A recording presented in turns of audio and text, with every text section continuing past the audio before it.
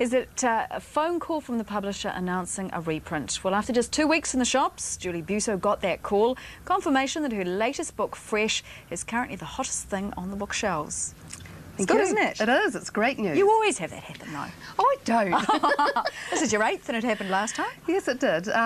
It's fantastic. It means that maybe you've got the right formula and people are interested in the topic as well. I mean, there's a lot of things happening with the book. It's beautiful, though. Right. You've got your lovely photographer Ian Batchelor, who I know you used last book and maybe the books before. Just the photography is beautiful in it. Yeah, and I think the title, it's a nice little catchy title, short, people can remember it, and it tells you everything you want to know about vegetables. It's the most important thing. They need to be fresh. Fresh and cheeky. I was thinking of you, really. It's sort of on you to sum it up, really, wouldn't I? I suppose we should, of course, all that time on breakfast. Yes, now, yeah. In my research notes, of course, and I remember at the time you cooked for Pavarotti, but more importantly, you cooked for Mike Hosking, and he's difficult to cook for, isn't he? Yes, Mike. Yeah, he's a man of wheat bits and what else? Certainly no cheese. He's not into cheese or dairy food. Olives he didn't like. I think he'll try things like that. Now he does love olive oil, which is great because that means you've got a good medium to start with. You've converted and him. He loves vegetables. He's really into vegetables, so he's actually not that hard to cook for.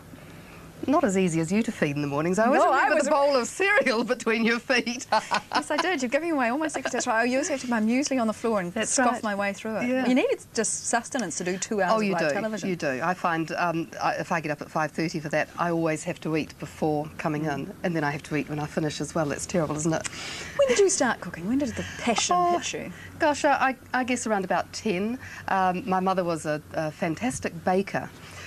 Meat and vegetables were pretty kind of normal in those days. We didn't have green peppers. There were none grown in New Zealand as far as I know. So it was kind of just that good home cooking. But the meat did go on at 3 o'clock and all that kind of thing. Yeah, it was quite extraordinary. In fact, lamb cooked for 7 hours is amazing. That is a different way of doing it. Fork tender just melts. What do you do it really slowly? Okay. Yeah, and it just develops a wonderful flavour and texture to it. But so with my mother, she was a good cook, and I think it was that idea of my father grew a lot of the vegetables. It was that being in touch with the food, seeing where it was growing, watching it being prepared, smelling it. Smelling food is just, that's what does it. That makes your taste buds really start to work. We underestimate our sense of smell and the power and the effect it has on us, don't we? That's right. It triggers all those things. And once you start to build up in your memory bank things that are associated with smell, it's a wonderful thing to suddenly think, oh, that just reminds me of Mum, the way she used to do it. And that's a very comforting, a lovely feeling. Did you formalise your training at any point, or is it? Yes, I did. I was dying to leave school and get away from... 4 sisters were married with children before they were 20, and that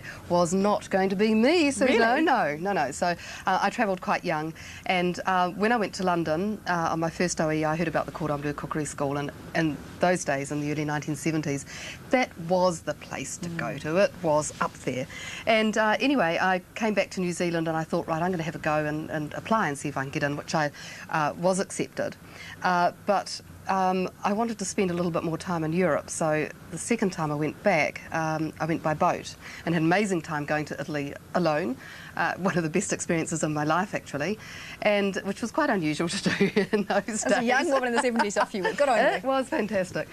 So I spent some time in Italy, and that's where I met Ramo, who was to become my husband, and then I went and did the Cordon Bleu cookery course, the first one. I later returned in 1981 and did a second course, and then I did teacher training under the principals of the school.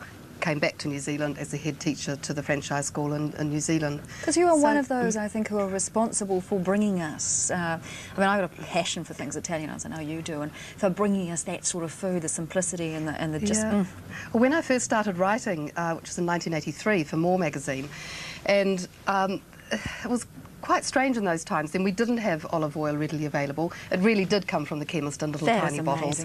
And I said to the then editor, look, I've just got to put it in because we've got to start people requesting it, and once you start people asking for it, then someone's going to bring it in. So that's only 1983, so we've come a long way since then. Well, I remember Tui Flower telling me, who interviewed on this programme, that something she put garlic in, and she got all these letters from people saying, you can't put that foreign muck in our food. Well, you're right. Italian food was considered foreign muck. all that pasta and all that stuff we didn't understand. And now pasta has become so mainstream in New Zealand that I think most New Zealanders eat it at least once a week, and maybe it's a vegetable-based dish that they're having.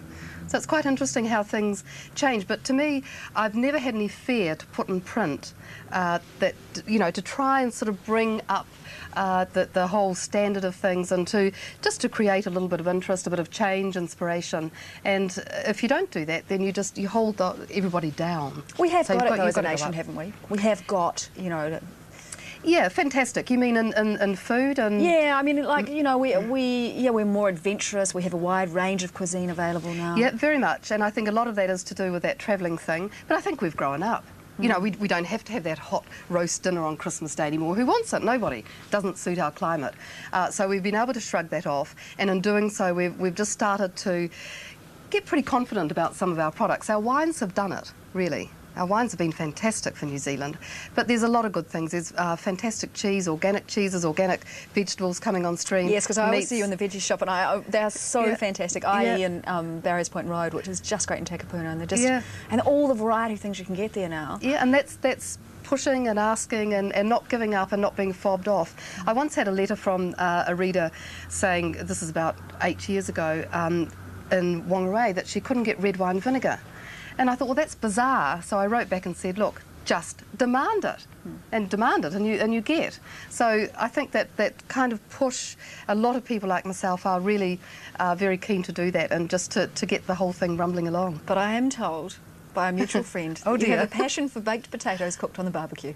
Yeah. So the simple things are still there. Oh, potatoes are my favourite food. In fact, I think this particular person we're talking about cooked them for me last Friday night. I think he did too. Yeah, I love potatoes and salad. That's actually my little recovery meal. You know, if I've been out to a few restaurants or big events or whatever, too much rich food, what do I want? I come home and I just want a good, decent potato and salad. I love them too. It's fantastic. Yeah, Julie Biuso, nice talking to you. Thanks.